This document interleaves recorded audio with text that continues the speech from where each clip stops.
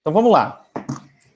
Bom, nós estamos numa longa caminhada para chegar nesse momento importante aqui, que é a segunda lei da termodinâmica. Então nós estudamos os gases e nós vimos, né, principalmente a grande sacada, a grande ideia de como que a gente pode fazer o gás converter calor em trabalho, né? Porque você doa calor para ele e ele se expande. Se ele tem uma parede móvel, então ao se expandir ele vai mover aquilo, então ele realiza trabalho. Essa ideia é fundamental, por quê? Porque você está convertendo energia térmica em energia mecânica, energia útil, energia de movimento, energia que gira o mundo.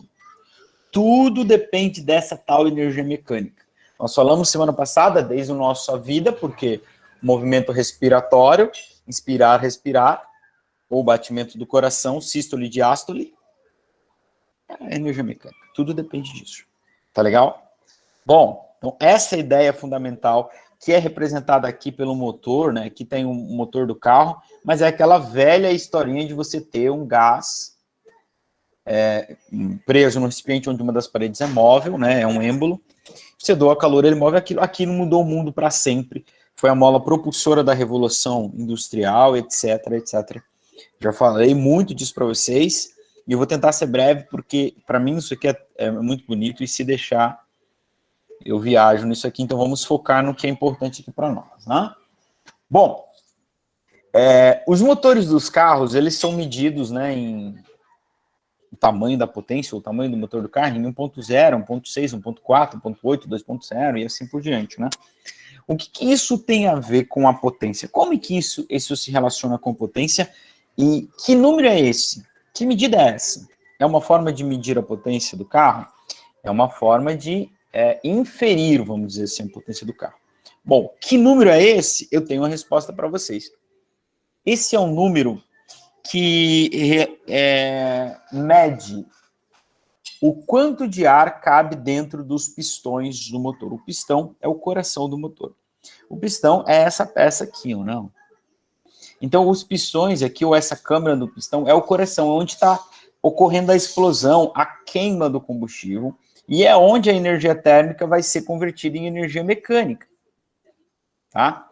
Aquele 1.0, 1.6, 1.4 é a medida do volume desses pistões, ou dessas câmeras. Quanto maiores são os volumes, maior é a potência do carro, né? O 2.0 é mais potente que o 1.0, né? Claro. Por que ele é mais potente? Porque cabe mais combustível lá dentro, é uma câmara maior, então na explosão vai liberar mais energia, porque eu vou injetar lá dentro mais combustível. Esse número 1.0 nada mais é do que 1 litro, ou 1.000 centímetros cúbicos, né? Lembra que 1 centímetro cúbico é mesmo com ml, então 1.000 centímetros cúbicos é 1 litro, da onde vem também a expressão cilindradas, né? Centímetros cúbicos cc, a outra forma de medir a potência do carro, né? Falar, ó, o carro tem 1.000 cilindradas, não sei se você já ouviu, ou 2.000 cilindradas, usa-se bastante para moto, né? As motos são o quê? 125 cilindradas, ou 150 cilindradas. São 150 centímetros cúbicos, né? Ou 125 centímetros cúbicos. Ou seja, ele é 8 vezes menor que os cilindros de um carro que tem 1.000 cilindradas, né? 125 é 8 vezes menor. Tá certo? Então, esse 1.0 é a medida do volume da soma de todos os pistões, né? O carro tem, em geral, tem 4 ou tem 3 pistões, né? Os mais modernos estão saindo todos com 3 pistões, em geral tem 4 ou tem 6, aqueles motores maiores, né? Então, se você somar, seu carro tem 4 pistões, é 1.0, cada pistão 250 ml, né? Ou 250 centímetros cúbicos. Tá legal? Nos 2.0, cada pistão, 500 ml. No 1.6, ele se divide, ou seja, esse 1.0 é a medida de quantos litros. 1.0 é 1 litro, somando todos os pistões. 2.0, 2 litros, somando todos os pistões. 1.6 é 1,6 litros, né? Ou 1.600 centímetros cúbicos. Se você for ver lá na ficha técnica do carro, nunca vai ser. O 1.6 nunca dá 1.600. Dá 1.500 e alguma coisa. 1.4 nunca dá 1.400, dá 1.300 alguma coisa. Ele sempre arredonda, tá? Mas é isso aí. Bom, então essa é a medida. E como é que ele está relacionado com a potência? Já explicamos, né? Quanto maior essa câmara, então, maior vai ser a potência liberada. Tá legal? Certo? Então a gente vai fazer o estudo específico do motor a combustão interna, que é uma coisa belíssima que a gente precisa conhecer, tá? Um pouquinho mais para frente, então a gente vai retomar essa ideia. Por hora, vamos avançar para a segunda lei da termo, que é o tema central da nossa aula de hoje. Porém, antes da gente falar da segunda lei da termo, a gente vai ter que definir o que é uma máquina térmica. Por quê? Porque a lei da termo trata especificamente de máquinas térmicas. O que são máquinas térmicas? São tudo isso que a gente está vendo e toda essa ideia que a gente está discutindo até agora, que é um sistema que converte energia térmica em trabalho. Tá aí a figura na tela para vocês. Isso é uma máquina térmica. O gás aqui, ele está num recipiente onde uma parede é um êmbolo, né? Como se fosse questão de carro, mas é um êmbolo, tá bom? Ele ganha calor, se expande, move alguma coisa. Então ele é uma máquina térmica. Ele converteu o calor em trabalho. Tá certo? Então, essa definição da máquina térmica é uma definição para nós, tá tranquilo. A máquina térmica é que ele converte calor em trabalho. E nós já cantamos a bola na semana passada, que a gente nunca vai conseguir fazer uma máquina sem aquecimento, ou seja, que realize uma transformação isotérmica, que vai querer dizer o quê? Que converta todo o calor em trabalho. Parte do calor que a máquina ganha sempre vira aquecimento. Sempre. Tá? É disso que se trata a segunda lei. Mas antes, nesse slide aqui, ó, ele traz o subtítulo Perder para Ganhar. Nós pincelamos isso na aula da semana passada, quando nós falamos das transformações em ciclo. O que é uma transformação em ciclo? Uma máquina, um motor, ele não vai realizar apenas uma única transformação. Tá? Então, ele faz uma transformação e depois ele precisa voltar ao seu estado inicial. Quando eu falo de um gás, estado inicial é pressão, volume e temperatura, valores iniciais, para ele começar a realizar novamente as transformações. Então, aqui nesse sistema, nessa figura, nessa ilustração, ele explica de uma maneira até bem tosca, né? Então, ele põe um foguinho, o gás se expande, e o que eu preciso? Ele moveu a coisa. Agora, para ele realizar o movimento de novo, eu preciso que ele perca calor, né? Para esfriar e daí voltar na sua condição inicial. Ó, tá bem travado já aqui o meu slide. Eu vou ter que fechar a câmera mesmo, né? Tá? Então, para quê? Então, eu coloquei um gelo ali embaixo, né? Tá? É uma ilustração, tá, gente? Coloquei um gelo ali embaixo para indicar que ele vai ter que, depois dele fazer a sua expansão, perder calor para alguém para voltar no seu estado inicial. Tá? Para voltar no seu estado inicial e para poder fazer uma nova expansão a partir do ganho de calor. Tudo isso está aqui explicado, então, nesse texto aí para vocês. Bom, uma coisa que a gente vai trabalhar bastante aqui agora, ou dois caras que vão aparecer bastante aqui agora, é um certo cara que vai doar calor para o sistema, para a máquina, para ela iniciar. Então, esse cara que vai doar calor, a gente vai chamar de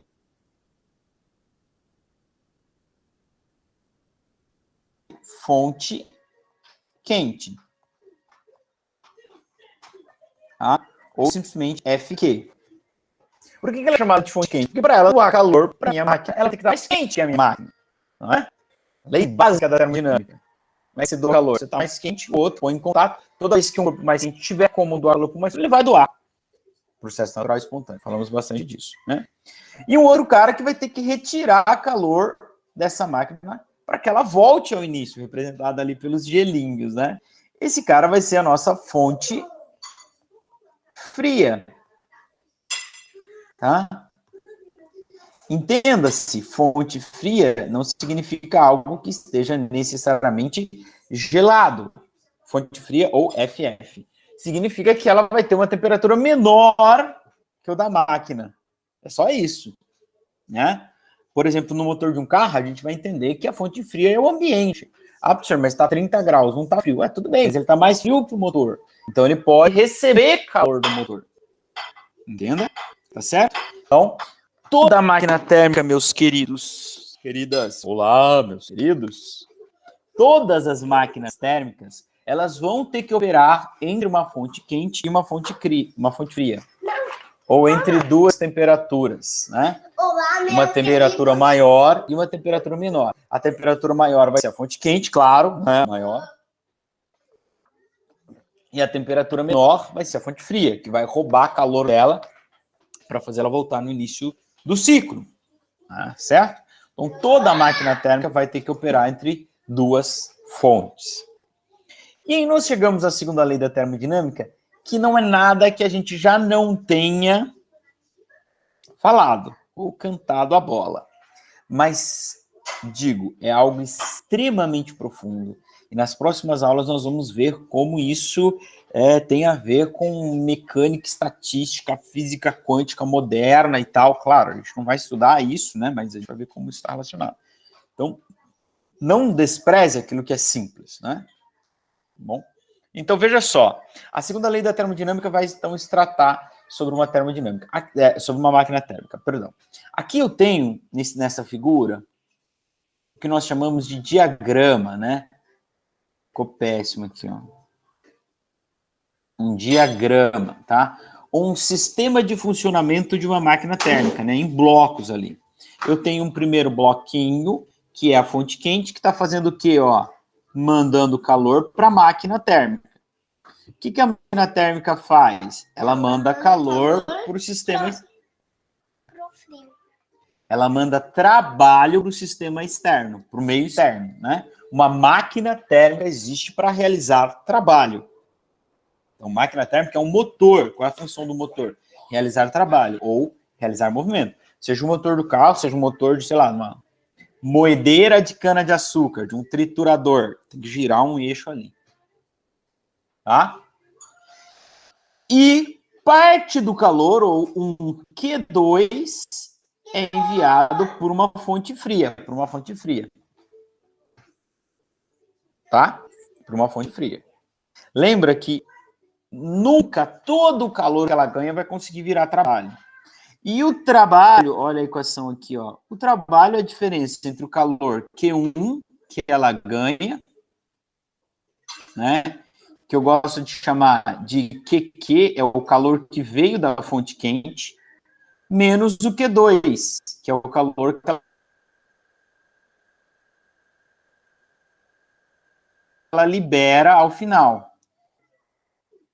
Que é mais uma das equações que vem lá entre as equações mais óbvias da história das equações óbvias. Né? Ela ganha o calor da parte da fonte quente, realiza trabalho. O que ela não consegue converter para trabalho, ela doa para uma fonte fria. Então isso aqui é muito primeira lei da termo. Muito. Né? Entenda-se lá na primeira lei da termo que eu tinha um ΔU,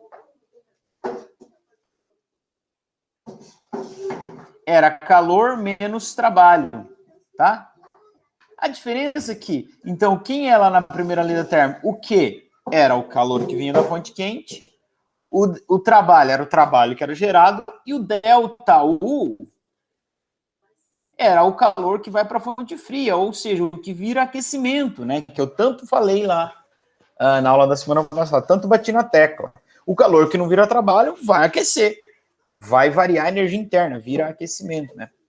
A diferença aqui é que eu não tenho uma possibilidade de uma máquina térmica que realize um trabalho zero, né? Se ela realizou trabalho zero, é a pior máquina do mundo, ela não serviu para nada. Então, essa é a pior máquina térmica. Não existe uma máquina térmica que não realize trabalho.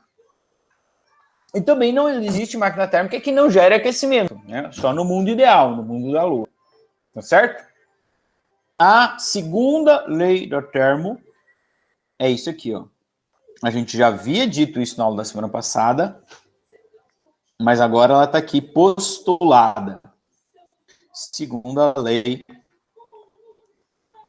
da termo, né?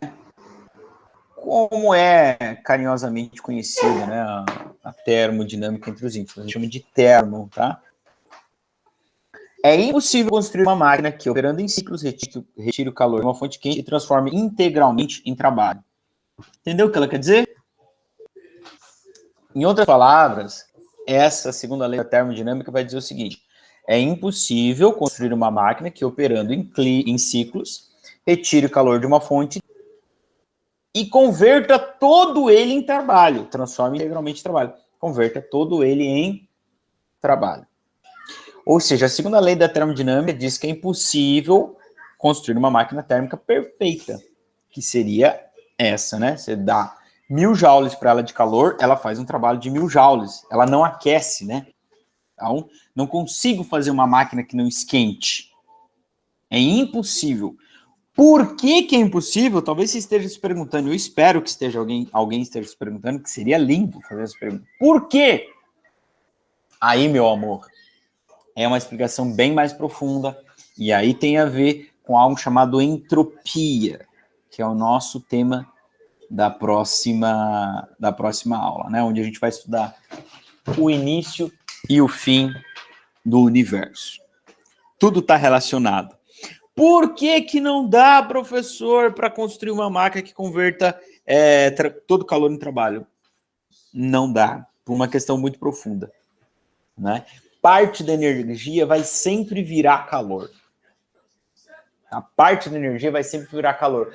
Calor é uma forma mais desorganizada de energia, ou mais complexa. Então, você nunca consegue fazer todo o calor virar trabalho. Tá? O trabalho é uma forma mais organizada de energia, ou menos complexa.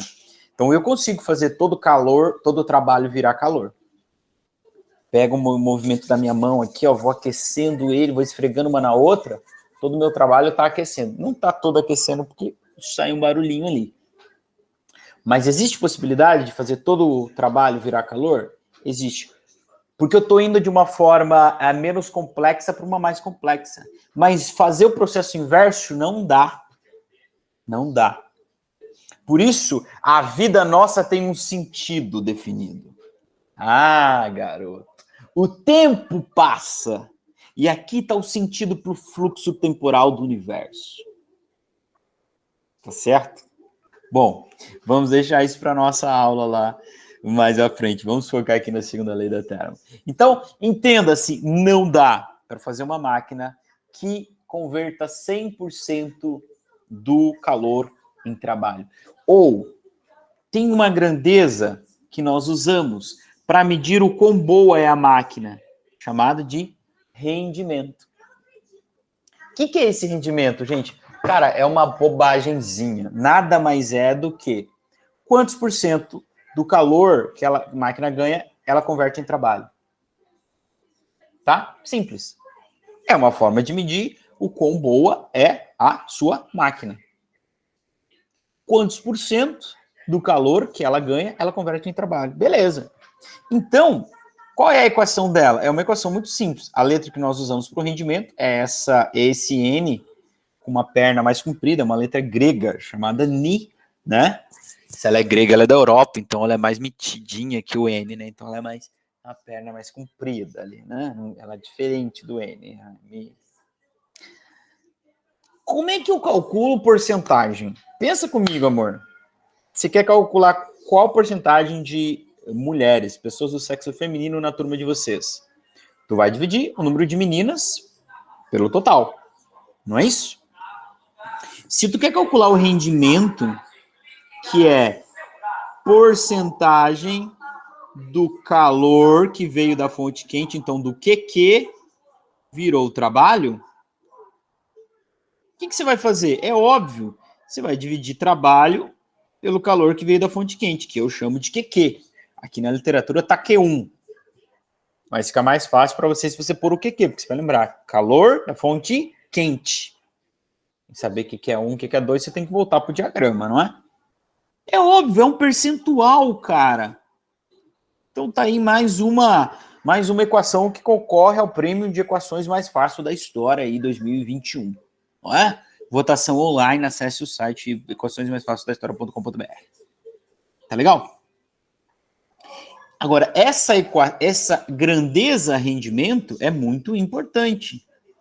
Opa, vou voltar aqui no slide, tá? Então, lembrando que esse cara, Ni, é o rendimento de uma máquina térmica. Rendimento. Vai medir o quão boa é a máquina térmica. Qual seria a máquina térmica perfeita? Que tivesse um rendimento de 100%. Ou igual a 1, né? Porque 1 é o decimal, 1,0 é o decimal correspondente ao 100%. Aqui você não vai ter em porcentagem, né? Você vai ter o decimal referente à porcentagem nessa equação. Então, se o resultado do NID é 0,5, é 50%. 0,3 é 30%. 0,2 é 20%, tá? Qual seria a máquina perfeita? Se ela realizasse transformações isotérmicas, seria a máquina com rendimento de 100%. Mas isso não é possível. Então, outra forma que você pode encontrar, segundo a lei da termo, na literatura, é dizer que, outra forma de enunciar, e são várias, é dizer que é impossível construir uma máquina que tenha um rendimento de 100%. Quando você está dizendo isso, você está dizendo que é impossível você converter todo o calor em trabalho. Sempre vai ter, parte vai se perder. Se perder não é uma boa palavra. Parte vai virar aquecimento, vai gerar aquecimento. Tudo bem? Olha, eu disse que essa equação do rendimento, ela concorre ao prêmio de equações mais fáceis da história, né? E eu vou provar para vocês agora com o exercício número 1. Tá aí na tela para vocês. Uma máquina térmica retira a cada ciclo 10.000 calorias de energia de uma fonte térmica quente e perde 6.000 calorias para uma fonte fria. Fonte fria é ótimo, né? Fonte fria. Cara, se tu é bom de conta, tu já entendeu o que aconteceu. Se você se ligou, se você tá ligado nas aulas de física, que a maioria não estão, não é mesmo? Não é, assim, a nossa preferência nacional, a aula de física, tem coisas muito mais interessantes. Como, por exemplo, o jogo do Londrina ontem, que foi maravilhoso, né? Sigam lá no meu Facebook para mais vídeos. Se você tá ligado, você já entendeu, cara, que ele ganhou 10.000. E se ele doou 6.000 para a fonte fria, é porque ele fez um trabalho de 4.000. Primeira lei da termo. Energia se conserva, lei da conservação de energia básica da ciência. Não se pode destruir energia, Lavoisier, nada se perde, nada se cria, tudo se transforma. Ele ganhou 10, devolveu para a fonte fria 6.000, cadê os outros 4.000? Virou trabalho. É óbvio. Quer calcular o rendimento dessa máquina? Bom, amor, ela ganhou 4.000 e fez um trabalho, ganhou 10.000 e fez um trabalho de 4, então 40%. Meu Deus, cara. Aí vem aqui, pessoas, não quero citar nome, Lavínia, não quero citar nome, falar, física é difícil. Física é lindo, cara. Física é maravilhoso. O que é isso? Pega isso. Olha só, vamos resolver. Letra A, determina o trabalho realizado. Trabalho realizado, tu pode calcular por essa equação aqui, ó, tá?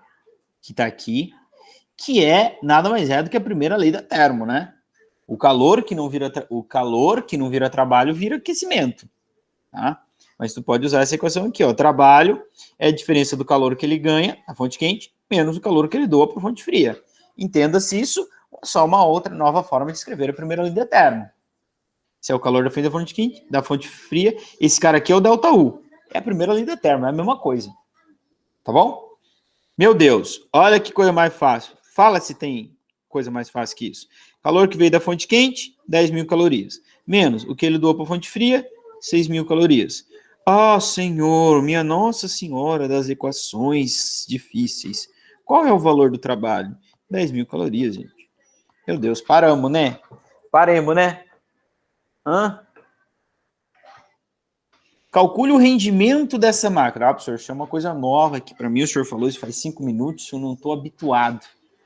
Me ajude a fazer a letra B. Ô, meu caro jovem, minha cara jovem, te ajude. O que é rendimento? Trabalho dividido pelo calor que ele ganhou da fonte quente. Lembra? Você quer saber o quão bom é a máquina. Então você pega quanto de trabalho ele fez dividido por quanto de calor se ganhou. Não é? Você vai ver o quão bom é a pessoa, o quão bom é a máquina. Tá certo? Quanto que ele produziu dividido por quanto que ele ganhou, obviamente. Não vai me misturar com quanto que ele deu. Não entra nessa equação aqui, tá? Então, letra B, rendimento. NI É trabalho dividido pelo calor que veio da fonte quente. Quanto ele fez, com base na quanto que ele ganhou. É assim que você avalia, né? Quão bom é o seu funcionário, né? Tem aluno aí que é empresária, né, senhorita Abreu? Sei lá, vai lá na empresa dela, vai ver qual é o funcionário, é o quanto que ele ganha, comparado com quanto que ele produz, dividido comparado com quanto que ele ganha. É isso que a gente está fazendo aqui. Tá? Então, o trabalho... Aqui tem outros empresários aí, mas, né, deixa para lá. Tem empresas de gêneros alimentícios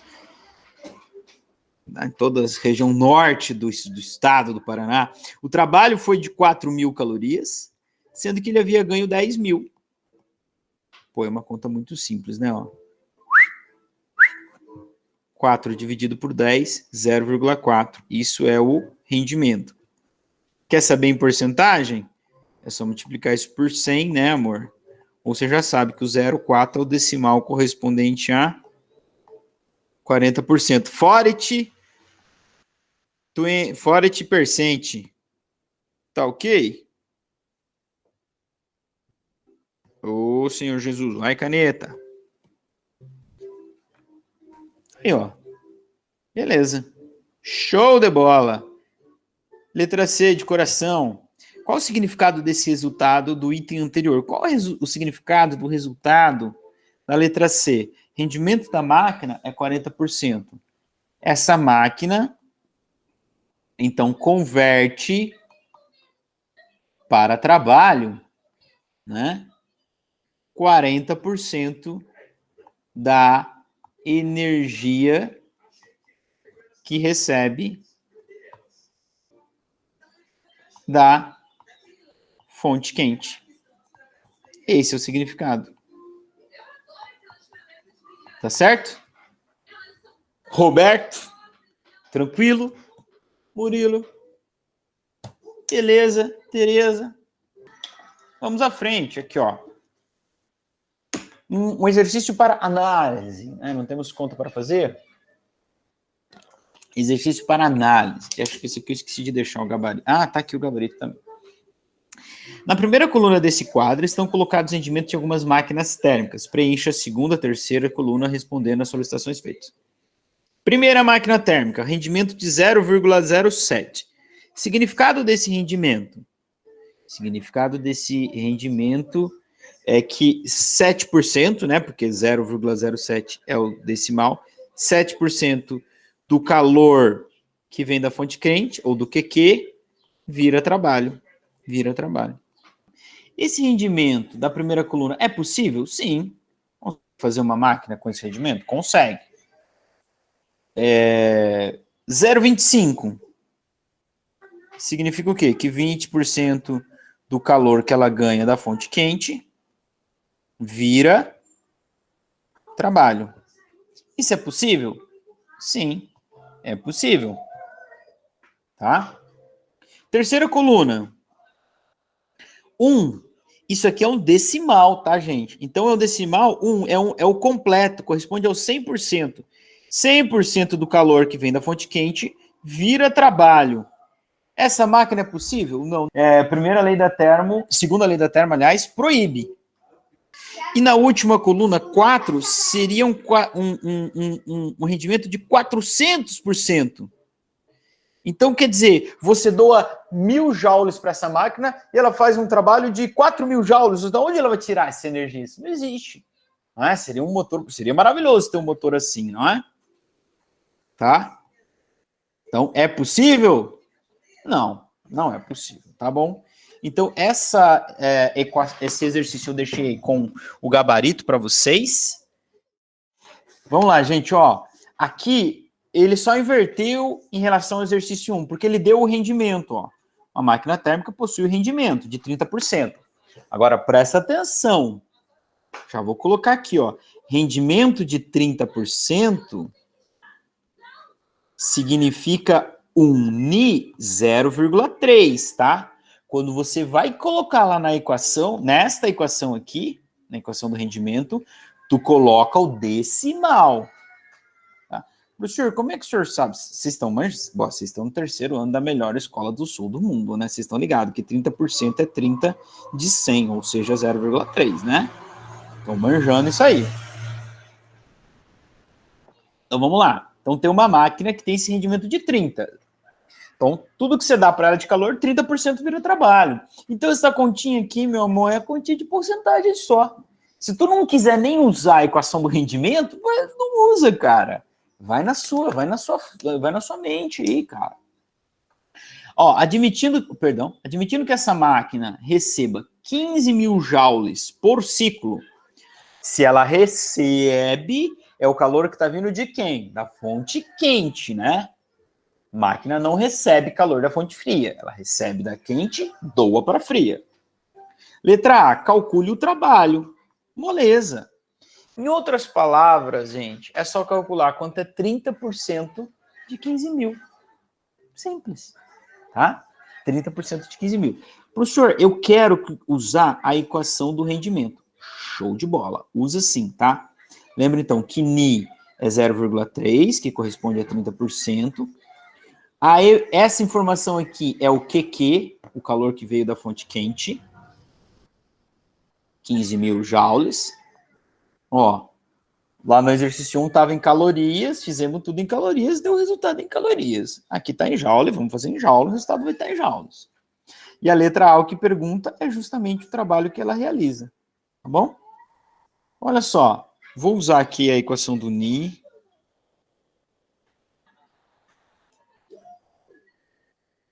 Ó, trabalho pelo calor que veio da fonte quente, tá? Então, o Ni eu tenho é 0,3. O trabalho é quem eu quero. O calor que ele ganhou é 15 mil. Vou isolar minha incógnita. Esse zero ficou horroroso, horrível. Mais feio que bater em mãe. Aí, tá? Vou isolar minha incógnita, então vou passar o 15 mil para o outro lado. O trabalho está dividido pelo 15 mil. Então, o 0,3 vai ficar multiplicado pelo 15 mil. Lembra que eu falei para vocês que calcular esse trabalho é o mesmo que calcular 30% de 15 mil? Falei, faz 40 segundos. Você sabe como é que calcula 30% de 15 mil? Pega o 15 mil, multiplica por 0,3, gente. É isso que a gente tem. Essa equação do rendimento é só uma equação de cálculo de porcentagem.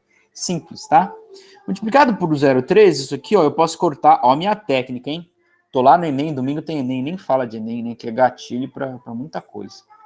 Corta um zero com outro zero, então fica 3 dividido, multiplicado por 1.500, é o mesmo que 4.000 joules. Pode fazer aí na sua calculator que vai dar certinho. Beleza, jovens e jovas?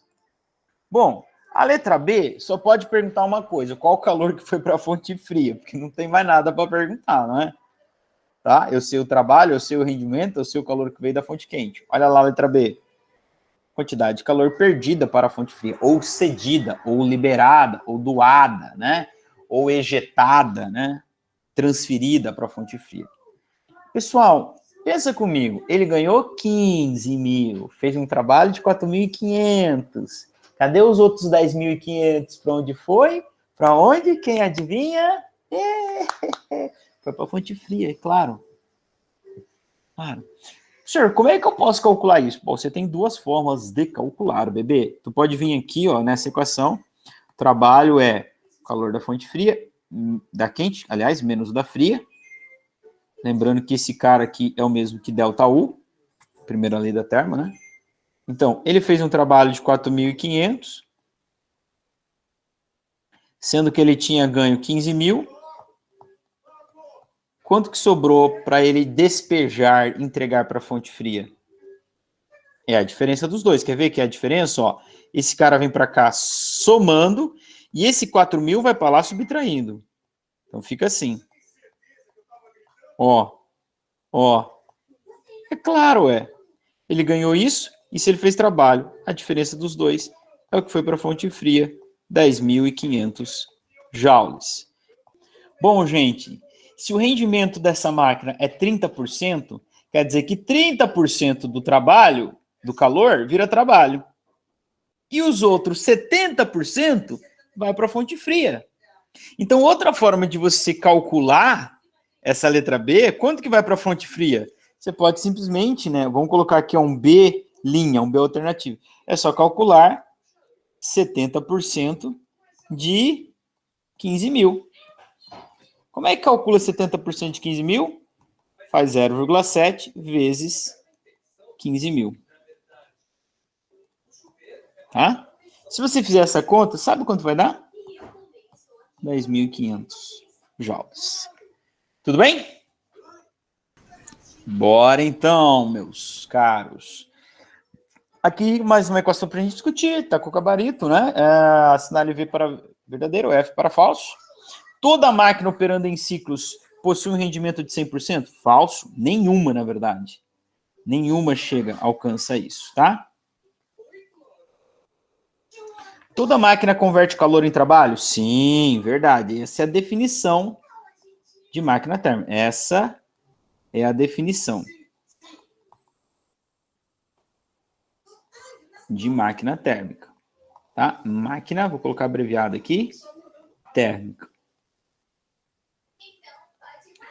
Máquinas térmicas convertem variadas formas de energia em trabalho? Não, preste atenção. Dá muita vontade de pôr sim nessa questão, mas não. Máquina térmica só converte calor em trabalho. Ah, professor, mas e os carros elétricos? Daí não é uma máquina térmica. Se ele é 100% elétrico, o motor dele não é uma máquina térmica, é um motor elétrico. É um outro tipo de motor. Tá? Então é falso. O rendimento de determinada máquina é de 0,1. Isso significa que ela perde para a fonte fria 10% da energia que recebe? Não.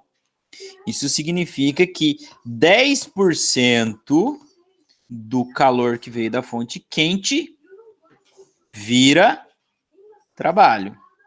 E 90% vai para fonte fria. Letra E. Se uma máquina realiza um trabalho de 5 joules e perde para a fonte fria 15, conclui-se que ela recebeu 20? Exatamente. Ah, não pode ter recebido mais? Não. Não, porque aqui a energia vai se conservar. Não vai sobrar, nem vai faltar energia. Se ela fez um trabalho de 15, aliás, de 5, e doou 15 para a fria, então é porque ela recebeu exatamente 20. Nenhum a mais, nenhum a menos. Ok? Muito bem. Gente, preciso falar para vocês agora de uma coisa muito importante, chamado de ciclo de Carnot. Escreve Carnot, mas como ele é um francês que não toma banho, até porque viveu entre 1796 e 1832, aí que não tomava banho mesmo, né? Então a gente fala Carnot e não Carnot, né? Ele fez um trabalho teórico, né? E fez e publicou um livro, Reflexões sobre a Potência Motriz do Fogo e as Máquinas Próprias. Então, esse cara que está vivendo lá na era lá da Revolução Industrial, né? Vocês devem ter estudado ali, como seu professor de História ou de Filosofia, é o pós o quê? Em 1500 ali, iluminismo, né? O renascimento da ciência, depois de ter sido, vamos dizer assim, congelada pela Igreja católica, que assumiu o poder, né? 300 anos a ciência ficou ali congelada, porque quem detinha o conhecimento era só a Igreja católica, né? Então vem o renascimento, né? E daí surge Galileu Galilei e a ciência tá em ampla evolução e ela vai assim até Einstein, mais ou menos, né? Em início do século XX, né? Até os anos de 1900 e pouco. Então esse cara tá vivendo ali no boom, Revolução Industrial, e ele faz esse estudo sobre as máquinas térmicas, né? Percebam que lá naquela época se falava em construir um motor perpétuo, né? Que ele consiga reaproveitar o trabalho que ele faz, e esse trabalho vira calor e realimenta a própria máquina térmica, né? Mas aí os estudiosos que vêm depois, Boltzmann, aqueles caras que vão ser precursores da física moderna, estudando mecânica estatística, mecânica quântica, essas coisas assim, eles vão dizer, não dá. Por causa daquilo que eu falei no início, porque não dá para construir uma máquina que tenha rendimento de 100%. Porque o calor é uma forma mais complexa de energia. Então, você nunca consegue reverter 100% do calor para trabalho, certo? Então, esse cara aqui estava procurando isso. Então, ele consegue chegar num estudo teórico que vai dizer qual é o maior rendimento possível para uma máquina que opere entre duas temperaturas fixas.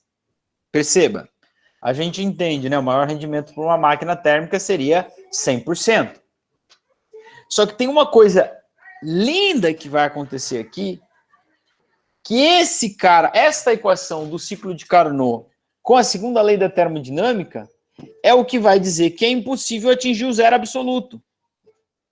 Tá? Olha só. Vamos para a equação do ciclo de Carnot. O que essa equação vai dizer para mim? Ela vai dizer o seguinte, que o rendimento máximo para qualquer máquina operando no ciclo de Carnot é 1 menos temperatura da fonte fria, TF, dividido por temperatura da fonte quente. Tá? Vamos analisar essa equação. Não tem um slide aqui. Vamos analisar essa equação, um slide em branco que eu queria, né? Ó, vamos analisar essa equação. Quando que você poderia ter uma máquina que desse 100%? Quando o Ni fosse 1. Para que o Ni fosse 1, essa fração aqui tinha que ser 0. Não é? Tinha que dar 0. Quando que uma divisão é 0? Bom, o denominador não pode ser 0, porque não existe dividir por 0, é uma incongruência, né? Não dá para dividir por 0, é uma indeterminação. Então, para dar 0, isso significa que a fonte fria tinha que ser 0. É em Kelvin, ou 0 Kelvin. Então, perceba, para que eu atingisse uma máquina térmica com rendimento 100%, eu preciso trabalhar entre duas temperaturas, uma qualquer temperatura que seja quente, e a temperatura da fonte fria fosse o zero absoluto. Se for zero absoluto a temperatura da fonte fria, dá 0 essa fração, e o rendimento da máquina fica 1. Legal! Uau! É por isso que a gente não pode atingir o zero absoluto. Tá aqui outra limitação termodinâmica para o zero absoluto. Para ser inatingível. Se assim fosse, eu conseguiria fazer uma máquina com rendimento de 100%. Tá?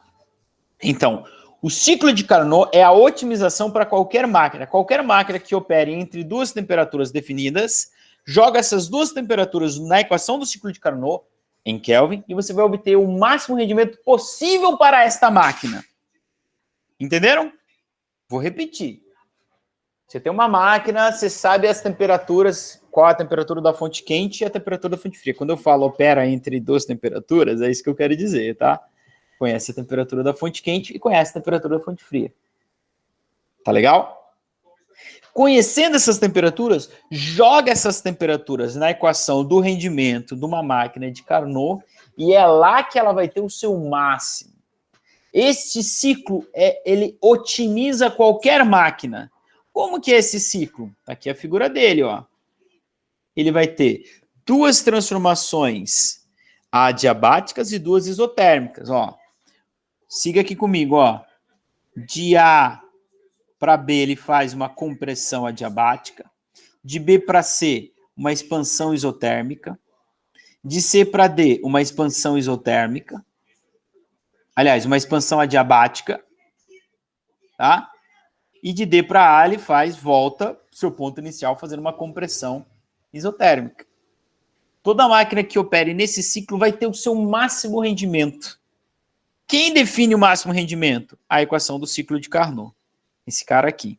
Que é 1 menos temperatura da fonte fria dividido pela temperatura da fonte quente. Tudo isso sempre em Kelvin. Certo? Beleza? Bom, isto posto, tem um detalhe que eu preciso dizer para vocês não errarem lá nas questões de múltipla escolha. O ciclo de Carnot, ele é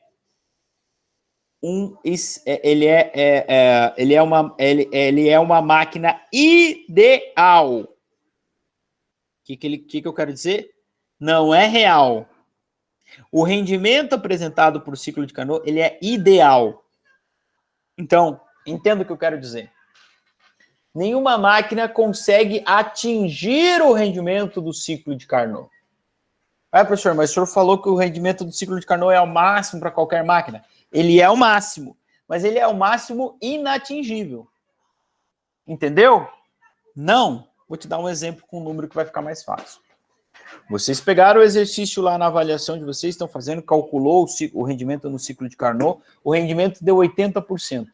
Então, qualquer máquina que você construa, por mais perfeito que seja, juntou o Zuckerberg, o Steve Jobs, o Elon Musk, vão construir uma máquina térmica. Qualquer máquina que opere entre as mesmas temperaturas, nunca vai ter um rendimento maior que o do ciclo de Carnot. Na verdade, na prática, ela sempre vai ter um rendimento menor que o do ciclo de Carnot. O rendimento do ciclo de Carnot, ele é ideal, inatingível. Calculou lá, deu 80%, toda e qualquer máquina que o homem possa criar vai ter um rendimento menor que 80%. Pode chegar, teoricamente, a 79,99999999999? Pode, mas nunca em 80%. Entenderam? Eu acho que é muita coisa para a cabeça de vocês, né? Então vamos recapitular. O ciclo de Carnot, idealizado por Nicolas Sadi Carnot, esse ciclo que está na figura, composto de duas adiabáticas, duas isotérmicas, ele é o ciclo que vai dizer qual é o máximo rendimento para qualquer máquina a partir das temperaturas da sua fonte fria e da sua fonte quente. Certo? Ótimo. Esse é o máximo para qualquer máquina. Independente de qual tipo de máquina seja, quem construiu a máquina, qualquer máquina térmica. Só que o rendimento do ciclo de Carnot, ele é ideal e não pode ser atingido. Então, qualquer máquina real, quando você vai construir, que opere entre aquelas temperaturas, vai ter um rendimento menor que a do ciclo de Carnot. Certo? Bom, vamos avançar e colocar isso em prática aqui, ó. E acho que vai ajudar a esclarecer isso também. Exemplo número 5. Aqui traz no gráfico o ciclo de Carnot. Com base nele, preencha as células dos quadros, colocando as palavras que se encaixam melhor entre os parâmetros imediatamente a pergunta feita em cada linha, né? Então, tá aqui, deixei o gabarito para vocês, né? Mas vamos deixar nesse slide que a gente está olhando para o gráfico. Transformação AB, ó. O volume no ponto A é menor que o volume no ponto B. Ligeiramente menor, mas é menor. Então, de A para B, o que ocorre com o volume? Expansão ou compressão não varia. É uma compressão. Tá travando aqui o meu computador quando eu vou escrever, por isso a letra tá ficando horrível também. Eu vou escrevendo, mas não tá aparecendo. Classifique a transformação. Ela é isovolumétrica? Não. Isocórica? Não. Isobárica? Também não. É adiabática. Tá? É uma adiabática. Abática. O que ocorre com a temperatura? Eu comprimi adiabaticamente, então ele esquenta. Por que, professor? Porque pensa, você entregou trabalho para o corpo, você comprimiu ele para o gás.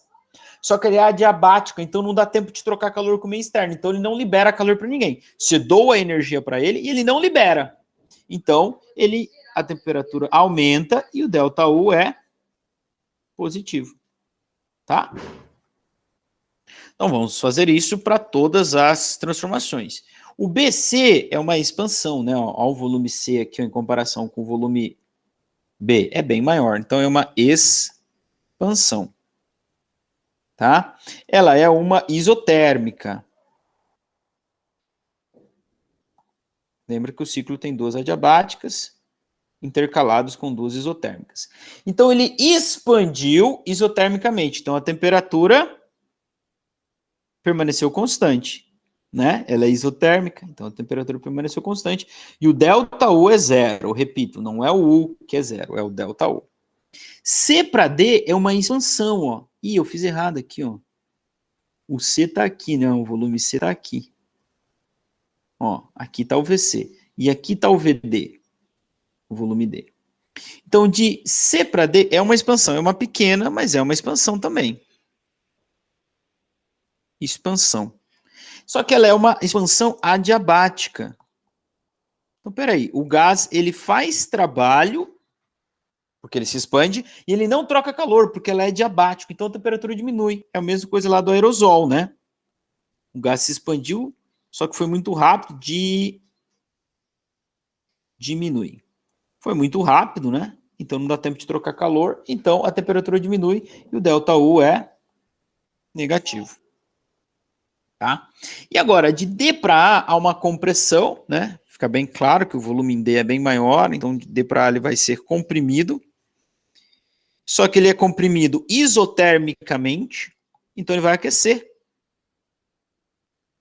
para voltar à sua temperatura inicial. Por que ele aquece? Porque alguém está fazendo trabalho com ele. Trabalho? Não, perdão. Ela é uma isotérmica, né? Então ele permanece constante. Perdão. Né? Eu estava confundindo com a adiabática. Tá? Então ele permanece constante, o ΔU é zero. Tá? Então o gás aquece, depois permanece constante. Ó, primeiro aquece, depois permanece constante, depois resfria e permaneceu constante. Então ele consegue voltar no seu ponto inicial. Tá? Com o perdão da minha letra, deixo aqui o gabarito para vocês. Eu quero fazer com vocês o exemplo que calcule o rendimento do ciclo de Carnot. O 7 é. Vamos fazer o 6 que ainda estamos em tempo.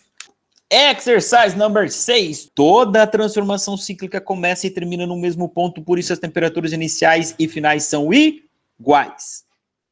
Qual deve ser a variação da energia interna ao término do ciclo? Ao término do ciclo, a variação da energia interna é zero. Já discutimos isso na semana passada, não é? Como ele começa e termina no mesmo ponto, a temperatura no início e no fim é a mesma. Tá certo? Então, para o ciclo todo, olhando o ciclo todo, ΔU não variou. Mas durante o ciclo ele varia, né? Como a gente viu aqui, ele aquece, só que depois ele resfria, né? Então a temperatura que ele ganha, depois ele perde e fica na mesma, porque ele volta para o mesmo ponto. Durante o ciclo, a energia interna permaneceu constante? Não. Né?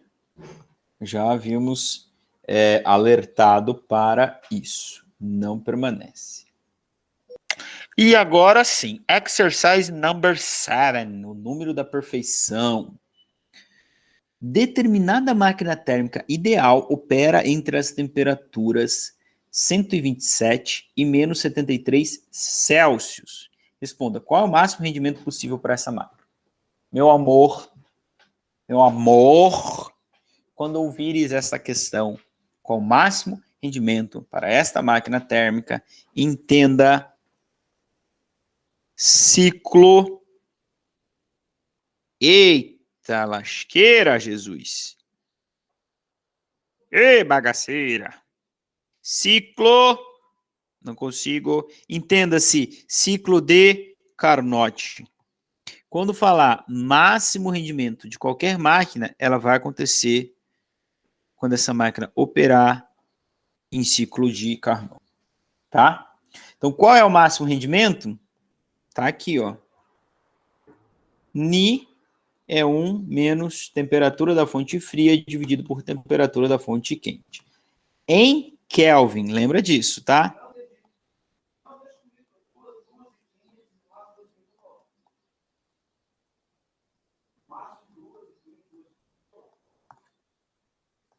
Em Kelvin. Tá certo? Então, a primeira coisa que a gente vai fazer é converter essas temperaturas para Kelvin e depois jogar na equação do ciclo de Carnot. Tudo bem? Então, seguindo aqui, ó. Temperatura da fonte quente, TQ, aparecendo um TO, né? TQ é 127 Celsius. Como é que você sabe que essa é a quente, né? Porque ela é bem maior que menos 73 Celsius, não é mesmo? Tá? Como é que eu vou converter isso para Kelvin? Temperatura da fonte quente em Kelvin. É fácil, é só somar 127 mais 273. Blá, blá, blá, blá, blá, 400, né? Acertei? 400 Kelvin.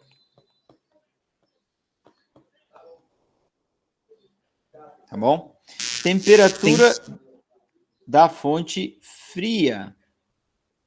é menos 73 Celsius. Vamos converter a temperatura da fonte fria para Kelvin. Kelvin. Vamos pegar menos 73 e somar com 273. Tá? Já viram quanto que vai dar, né? Temperatura da fonte fria em Kelvin dá 200 Kelvin. Ok? Então, beleza. Agora é só jogar na equação do rendimento para o ciclo de Carnot, que é uma máquina ideal. Eu quero o seu máximo rendimento. Então, o máximo rendimento só ocorre aqui, meu amor. O máximo é só aqui. Que lembra que ele é um máximo intangível, né? Ele é um máximo idealizado, não pode ser alcançado. Então, fica assim. 1 menos. Ficou fácil isso aqui, né, gente? 200 sobre 400. Claro, primeiro eu faço a divisão, depois eu vou fazer a subtração, né? 200 dividido por 400 é o mesmo que 2 dividido por 4, é o mesmo que 0,5.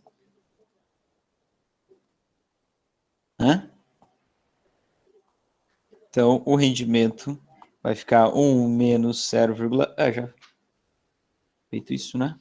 Dá 0,5. Tá? Que, em outras palavras, se você quiser saber em porcentagem, 50%. Tudo bem? Agora, tem uma coisa interessante nessa equação do ciclo de Carnot, que é o seguinte, ó, como o TF é sempre menor, porque a temperatura da fonte fria é sempre menor que da fonte quente, essa divisão vai dar sempre um número menor do que 1, né? Então, o rendimento vai ser sempre menor que 1, né? Porque você vai descontar um cara aqui menor que 1, né? E quando as temperaturas forem iguais, professor? Aí, quando as temperaturas forem iguais, quando você divide um igual por ele, dá 1. 1 menos 1, 0. Aí, a máquina não opera. Não existe. Você fazer uma máquina onde a fonte fria tem a mesma temperatura da fonte quente, porque daí não tem como fazer as trocas de calores e a máquina não consegue operar. Certo? Letra B. Considerando que ela seja uma máquina real, qual será o seu rendimento? Vou responder a letra B fácil, ó. O rendimento real desta máquina rendimento real vai ser menor que 50%. Pronto. Se você não entendeu, isso aqui, ó, significa menor. Oh, meu Jesus, minha Nossa Senhora do PowerPoint, me ajuda agora. Menor. Tá bom? Por quê? Porque eu joguei no ciclo de Carnot e no ciclo de Carnot dá 50. Então, se ela for uma máquina ideal, rendimento vai ser 50%. Se eu for construir qualquer máquina que eu construa, lembra que eu falei? Chama o Elon Musk, chama até o Steve Jobs, que já morreu, que deve ter umas ideias bem boas agora, porque já morreu, tá fazendo nada lá, né? Tá mais iluminado.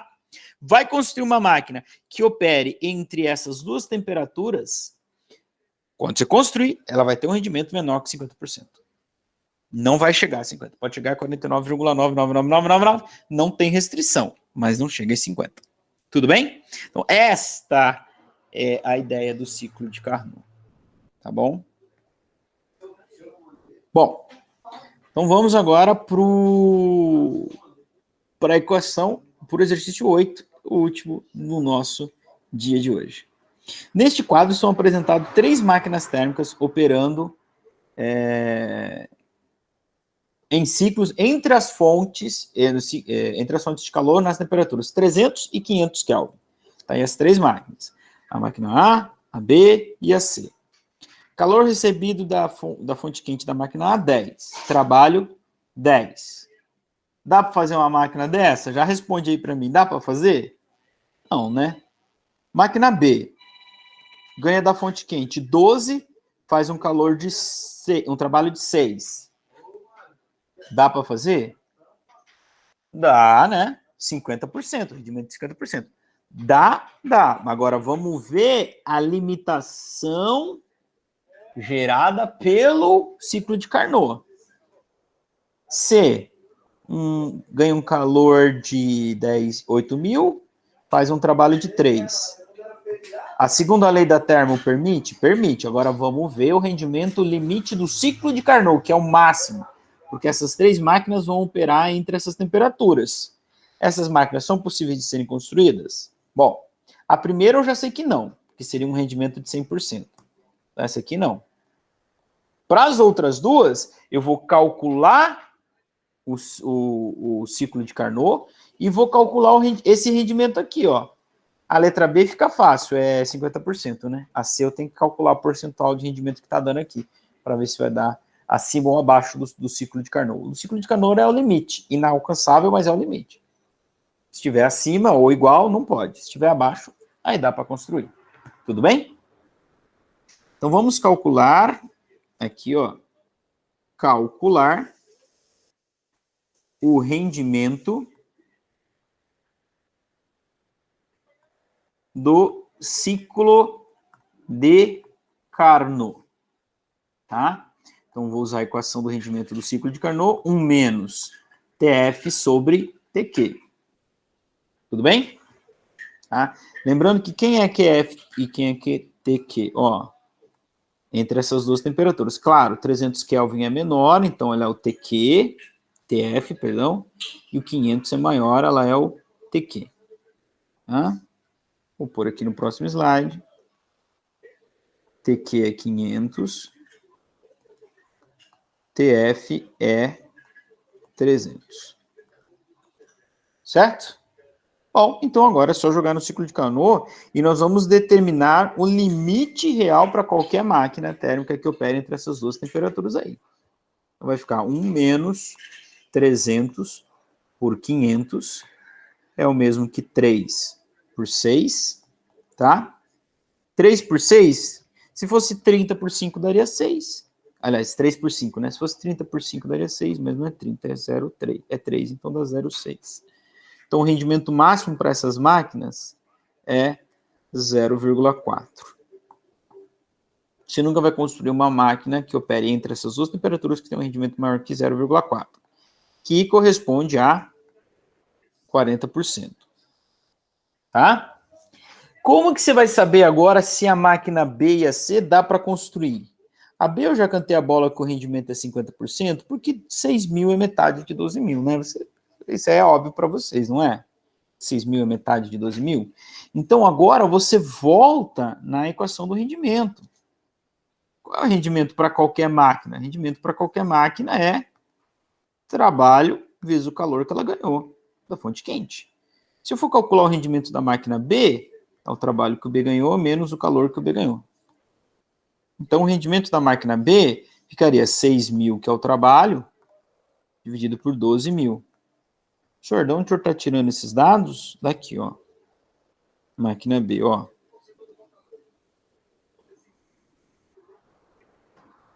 Tá bom? Então, como eu já tinha adiantado isso para vocês, né? Como um é metade do outro, o trabalho é metade do calor, esse rendimento dessa máquina B é 0,5, que é o mesmo que 50%, tá? A primeira lei da termodinâmica não nos limita a ter uma máquina com rendimento de 50%, mas entre essas duas temperaturas, o ciclo de Carnot diz que no máximo, um máximo ideal inatingível seria 40%. Então não dá para construir essa máquina B também, tá? Essa máquina B também não dá para construir. Vamos tentar a máquina C? Então, vou até mudar minha cor aqui. Ó, máquina C. Essa aqui tem que dar, não é possível que nenhuma vai dar, né? Então, vamos lá, ó. O N da máquina C vai ser o trabalho que o C ganhou pelo calor da fonte quente que o C ganhou. Então, vai ficar assim, ó. Ela fez um trabalho de 3 mil e ela ganhou um calor de 8 mil. Então, fica 8 dividido por... Aliás, fica 3 dividido por 8, que vai dar 3 vezes 4, 24, 3 vezes 8, 24, sobra 6. Então, fica, fazendo as contas de cabeça aqui, 0,375, né? Ou, esse é o rendimento que ela teria. Ou 37,5%. Então, essa dá para fazer? Essa dá para fazer, tá? Ó, essa dá. Por quê? Porque o rendimento do ciclo de Carnot nos limitaria a 40%. Então, esta máquina C poderia ser uma máquina real. Gente, com isso nós terminamos